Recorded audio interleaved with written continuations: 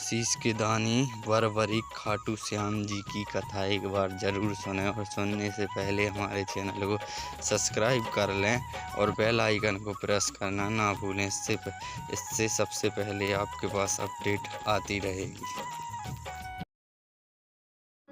Please सिर्फ 10 minute के लिए प्लीज, उसके बाद आप ही का हूं साहब, पराया नहीं हूं, लेकिन दरबार में आए और किसी भगत का काम ना बने, ऐसे कीर्तन का कोई उपलब्धि नहीं। मगर दरबार में आए और अगर एक भी भगत ने कह दिया कि मैं 16 दिसंबर को दिल्ली के उस कीर्तन में गया था और मेरी बात बन गई, तो ये पूरी मेहनत सफल हो जाएगी साहब। 100 की बात नहीं, 1 की। और बात उसी की बनती है जिसके दिल में श्याम नाम की ज्योत जलती है।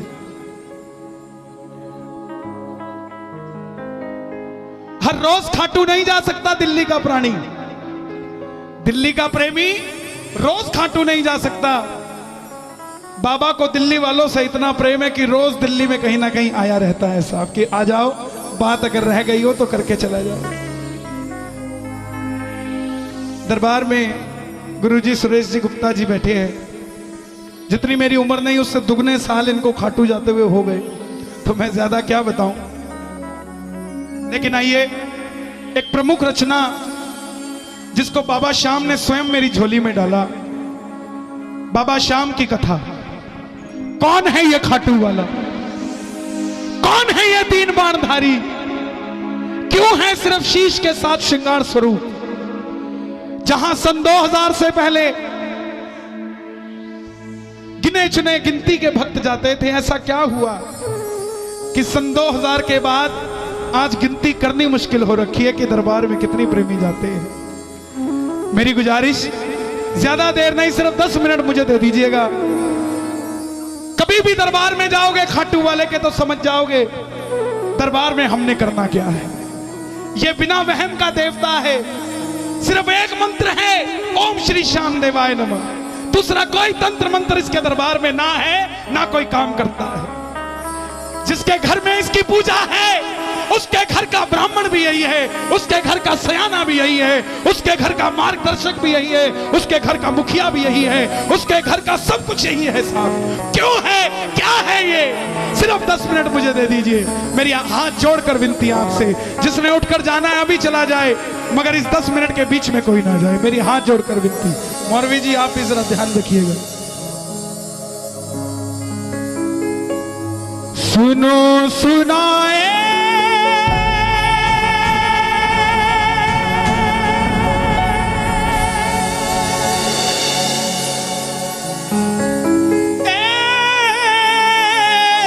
कहानी,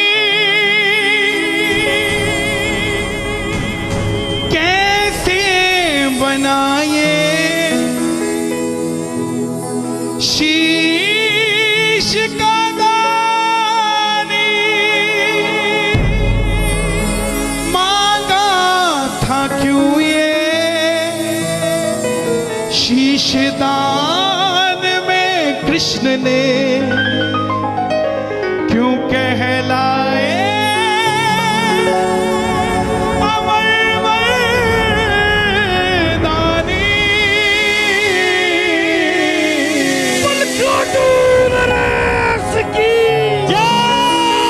हरे का तू है, हमने भी तुझको नहीं और सहा जाए, अब बोल कहाँ जाए, नहीं और कहाँ जाए। तो जो सुनना चाहते हैं बाबा की कथा, जरा दोनों हाथ खोलकर, हरे का तू है सहारा सामने, हमने भी तुझको है पुकारा सामने। हरे का तू है सहारा सामने, हमने भी तुझको है पुकारा सामने। नहीं और सहा जाए, अब बोल कहाँ जाए, नहीं और सहा जाए, अब बोल कहाँ जाए। नहीं नहीं नहीं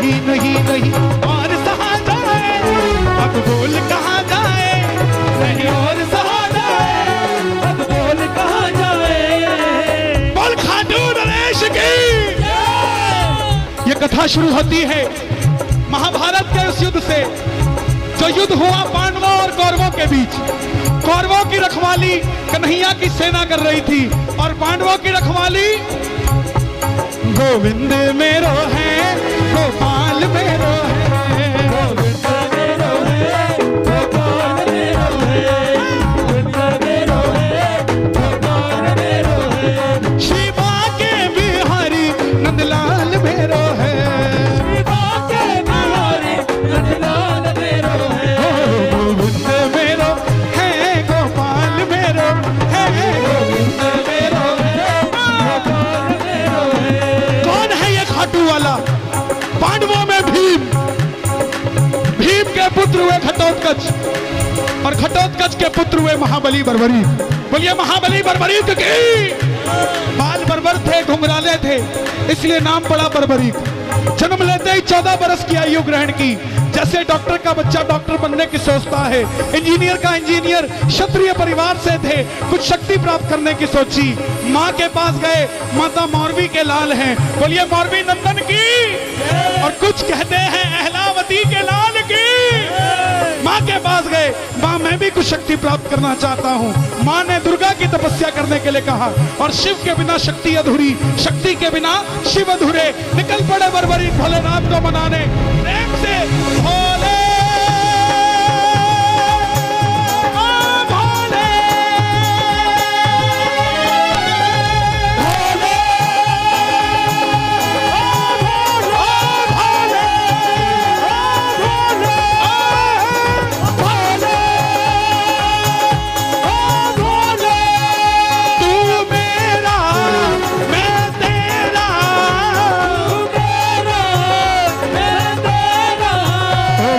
शाम से मिला दे बाबा, शाम से मिला दे, शाम से मिला दे बाबा, शाम से मिला दे। और माँ दुर्गा की तपस्या से 3 बाण ऐसे प्राप्त किए जिससे तीनों लोग जीत सकते थे। जब इंसान के पास धन आता है तो खर्चने का मन आता है, और जब शक्ति आती है तो इस्तेमाल करने का मन आता है। माँ के पास गए, माँ मैं भी इस महाभारत के युद्ध में भाग लेना चाहता हूँ। माँ ने सोचा कन्हैया की सेना कौरवों के पास है, पांडव कमजोर होंगे। वचन ले लिया, बेटा जा, मगर जाने से पहले 2 वचन देकर जा। पहला वचन, हरे का तू है सहारा सावरे, हमने भी तुझको है पुकारा सावरे।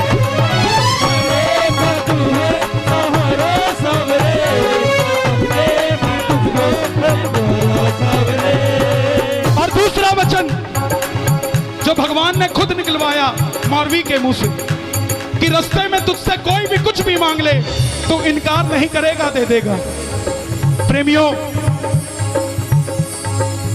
3 लोगों की शक्ति तरकश में लेकर नतमस्तक होकर बर्बरीक चल पड़े। और जैसे मेरी माँ शेर की सवारी करती है, भोलेनाथ नंदी की, हमारे बाबा श्याम किसकी सवारी करते हैं? नीले घोड़े का अस्तार, खाटू वाला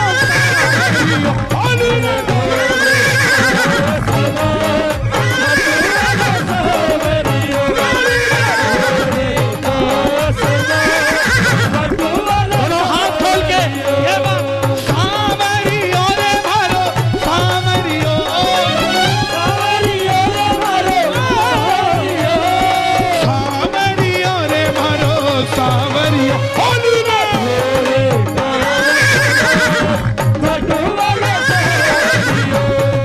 चल पड़े बर्बरीक युद्ध की ओर। चारों दिशाएं हिल उठी, तीनों लोग हिल उठे। पूरे महाभारत के युद्ध में हलचल मच गई। कौन आया ये? 14 साल का बच्चा नीले घोड़े पे सवार होकर युद्ध की ओर बढ़ता जा रहा है। दुर्योधन ने देखा, भीष्म ने देखा, किसी को समझ नहीं आई, मगर अर्जुन ने कन्हैया से गुहार लगाई, माधव देख कर आओ ये कौन है। ये लड़ेगा तो बाद में, इसको देखते ही मुझे यूं लग रहा है कि मैं युद्ध हार गया। बोलिए 3 बाणधारी की। कन्हैया अर्जुन की बात सुनकर ब्राह्मण का रूप धारण कर कर गए। बोले हे बर्बरीक, कहां जाते हो? बर्बरीक बोले प्रभु मैं इस महाभारत के युद्ध में भाग लेने जा रहा हूं। ब्राह्मण देवता बोले बेटा कहां युद्ध में मरने जाता है इतनी छोटी सी उम्र में? बर्बरीक बोले प्रभु जिनके हौसले बुलंद होते हैं वो उम्र नहीं देखा करते, निकल पड़ते हैं। ब्राह्मण देवता बोले बेटा इतने बड़े बड़े योद्धा हैं वहां, युधिष्ठिर, दुर्योधन, भीष्म पितामह, द्रोणाचार्य, ऐसी कौन सी शक्ति है तेरे पास? बर्बरीक बोले प्रभु आज्ञा कीजिए, मेरे जो तरकश में 3 बाण हैं इसमें से एक बाण ही बहुत है इस युद्ध का निर्णय करने के लिए, जिसे आप महाभारत का युद्ध कहते हैं। बोलिए 3 बाणधारी की। ब्राह्मण देवता बोले बेटा बातें करनी आसान है, साबित करके दिखाओ। तब माने। सामने पीपल का पेड़ था, बर्बरीक ने चढ़ाया प्रत्यंचा पे बाण और एक ही बाण से पूरे पेड़ के हजारों पत्ते फेंक डाले और एक पत्ता ब्राह्मण ने अपने पांव के नीचे दबा लिया। आखिर में वो बाण ब्राह्मण के पांव के ऊपर घूमने लगा। बर्बरीक बोले प्रभु पांव हटाइए, एक पत्ता आपके पांव के नीचे है। ब्राह्मण देवता मान गए अगर बर्बरीक युद्ध में चला गया तो सबको ढूंढ ढूंढ के मारेगा। 3 बाणधारी महिमा अति भारी, 3 बाणधारी महिमा अति भारी, 3 बाणधारी महिमा अति भारी। जो खाटू बाणो सामरिया, वाले सामरिया, जो खाटू बाणो सामरिया, वाले सामरिया, मेरो बाणधारी 3 बाणधारी महिमा अति भारी, 3 बाणधारी महिमा अति भारी। अब ब्राह्मण देवता ने, कौन था ब्राह्मण के रूप में? मुरली वाला, छलिया, किसी का नहीं हुआ। जन्म लिया तो देवकी को छोड़ दिया, यशोदा ने पाला, यशोदा को छोड़ दिया। राधा से प्रेम किया, राधा को छोड़ दिया। ब्रज में रहा, ब्रज को छोड़ दिया। रिश्तेदारों को आपस में लड़ा के छोड़ दिया, किसी का नहीं हुआ। बोले बर्बरीक किसका साथ दोगे? बोले प्रभु मैं अपनी मां को वचन देकर आया हूं, हारे का सहारा, जो हारेगा उसका सहारा। बोले ये कैसा वचन दे दिया? अगर तू पांडवों की तरफ हुआ तो कौरव हारने लग जाएंगे तो तू कौरवों की तरफ हो जाएगा, अगर कौरवों की तरफ हुआ तो पांडव हारने लग जाएंगे तो तू पांडवों की तरफ हो जाएगा। इससे तो युद्ध का निर्णय नहीं निकलेगा। प्रेमियों, बर्बरीक ने हाथ जोड़ दिए, हे ब्राह्मण देवता मेरा मार्गदर्शन कीजिए। ब्राह्मण देवता के मुख से आवाज आई, हे बर्बरीक, सुन लेना प्रेमियों, हे बर्बरीक, कलयुग में इस धरती के कल्याण के लिए एक शीश का दान चाहिए और वो शीश का दान इस समय किसी 3 महाबलियों में से किसी एक का हो सकता है। और वो 3 महाबली कौन? या तो भगवान श्री कृष्ण, या अर्जुन, या बर्बरीक। तुम महाभारत अर्जुन के बगैर भी कुछ नहीं और कन्हैया के बगैर भी कुछ नहीं। और तीसरा कौन? महाबली बर्बरीक। जैसे ही ब्राह्मण देवता बोले शीश का दान चाहिए, बर्बरीक ने और कुछ नहीं सोचा, तलवार निकाली, प्रभु शीश का दान दिया जाएगा। मगर जो शीश का दान मांग सकता है वो साधारण ब्राह्मण नहीं हो सकता। आप अपने असली रूप में आइए। और प्रेमियों, मेरे मोर मुकुट बंसी वाले ने अपना विराट रूप दिखाया। द्वारिकाधीश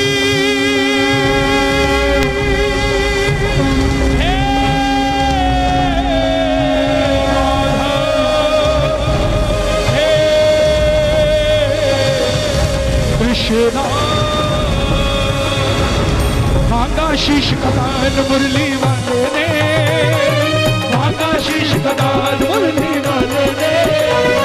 बर्बरीक ने निकाली तलवार, दे दिया शीश, दे दिया शीश दान खटू वाले ने, दे दिया शीश दान खटू वाले ने, दे दिया शीश दान खटू वाले।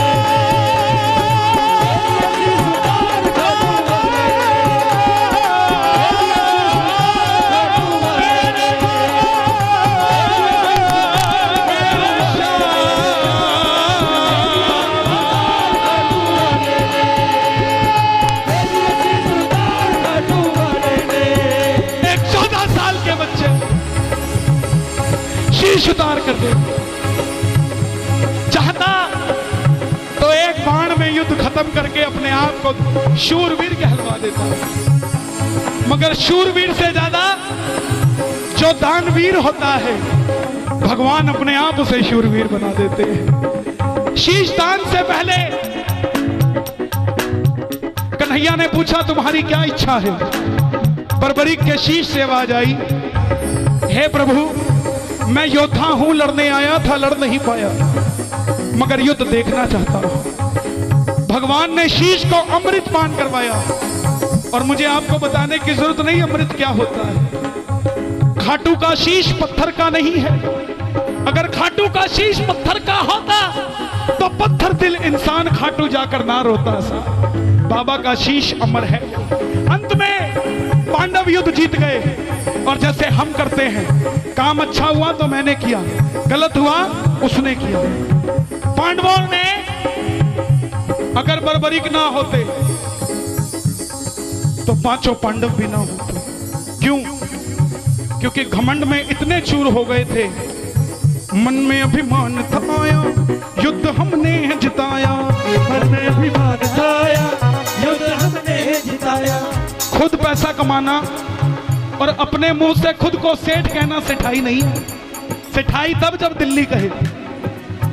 ऐसे ही खुद लड़ना और जीत जाना और अपने मुंह से खुद को शूरवीर कहना शौर्यता नहीं है। शौर्यता वो जो दुनिया कहे, लेकिन इसका निर्णय कौन करे? भीम कहे मेरी गदा ने जिताया, युधिष्ठिर कहे मेरे मार्गदर्शन ने जिताया, अर्जुन कहे मेरे बाणों ने जिताया, नकुल सहदेव कहे हमने जिताया। मन में अभिमान था आया, युद्ध हमने जिताया, मन में अभिमान था आया, युद्ध हमने जिताया। तो चलो चले मुरली वाले के पास, चलो चले मुरली उठा लो दोनों हाथ, मुरली वाले के पास जा रहे हैं पांडव, जरा ताली बजा। मुरली वाले के पास, चलो चले मुरली वाले के पास। बोले हे माधव बताओ ये युद्ध किसने जिताया? कन्हैया बोला पांडवों कैसी बात करते हो, मैं तो तुम्हारा रथ चला रहा था, मुझे क्या पता युद्ध किसने जिताया। बोले प्रभु फिर इसका मार्गदर्शन कौन करे?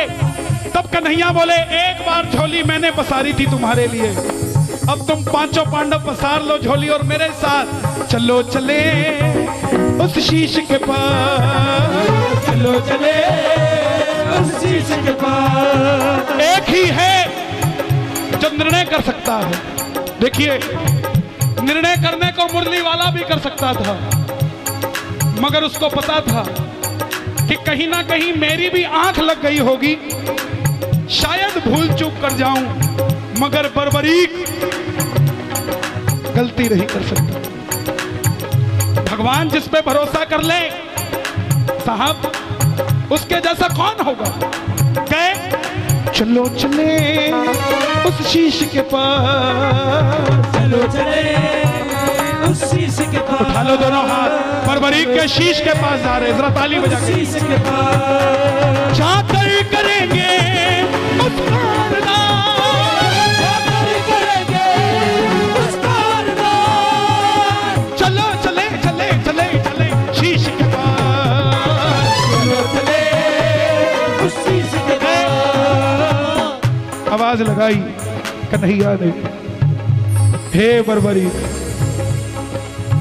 हे महाभारत के महानायक, हे मारवी नंदन, हे घटोत्कच नंदन, हे लीले घोड़े के असवार, हे तीरबाणधारी, हे दानवीर बर्बरीक, हे महायोगी, हे महाराज, बताओ तुमने युद्ध में क्या देखा? बर्बरीक के शीश से आवाज आई, हे पांडवों किस शीश का अभिमान करते हो? मुझे पूरे युद्ध में सिर्फ और सिर्फ भगवान श्री कृष्ण का सुदर्शन चक्र चलता दिखाई दिया। युद्ध में मारने वाला भी कन्हैया था और मरने वाला भी कन्हैया था, इसके अलावा कुछ नजर नहीं आया। अर्जुन तेरे रथ पर मुरली वाला पूरी धरती का भार लेकर बैठा था और कर्ण के रथ पे अकेला कर्ण था। वो बाण चला चलाता था तो भी तेरा रथ 2 कदम पीछे जाता था, तू बाण चलाता था तो भी उसका रथ 2 कदम पीछे जाता था। शक्तिशाली तू नहीं कर्ण था, मगर तेरी जीत इसलिए हुई क्योंकि तेरे पलड़े में ये मुरली वाला घनश्याम बैठा था, इसलिए तू युद्ध जीत गया साहब, जिसके पलड़े में ये मुरली वाला था। प्रेमियों, मोर मुकुट बंसी वाले को यह बात इतनी पसंद आई, वरदान दे दिया, हे बर्बरीक, तुमने जो शीश का दान दिया है इसको अमृत पहले ही पिला चुका हूं। जैसे ही कलयुग प्रारंभ होगा मेरी 16 की 16 कलाएं तेरे इस शीश में विराजित हो जाएंगी और मेरे श्याम नाम से घर घर में पूजा जाएगा। अगर कोई श्याम पुकारेगा तो उसकी मदद ये मुरली वाला श्याम नहीं, तू खाटू वाला श्याम करेगा। और तूने जो अपनी मां को वचन दिया है हारे का सहारा, तेरे दरबार में अगर कोई पहली बार तेरी कथा सुनकर हार कर आ जाएगा, दुनिया की कोई ताकत उसे दोबारा हरा नहीं पाएगी। और तूने अपनी मां को वचन दिया जो भी कुछ मांगेगा तू इनकार नहीं करेगा। जा, तेरे दरबार में जू जू कलयुग बढ़ेगा घर घर में तेरी मान्यता होगी। जैसे जैसे कलयुग बढ़ेगा तेरी शक्ति का और विस्तार होगा और तू दुनिया में लखदातारी कहलाएगा। जा, जो भी कुछ मांगने आएगा अपनी औकात से 10 गुना बढ़कर तेरे दरबार से लेकर जाएगा। प्रेमियों, यही वो खाटू वाले श्याम है जो हमारे बीच आज दिल्ली में आए हैं। कलयुग के अवतार है, लीले के असवार है, पहलावती के लाल है। उठा के जरा जरा हाथ प्रेम से कह देना, आएगा आएगा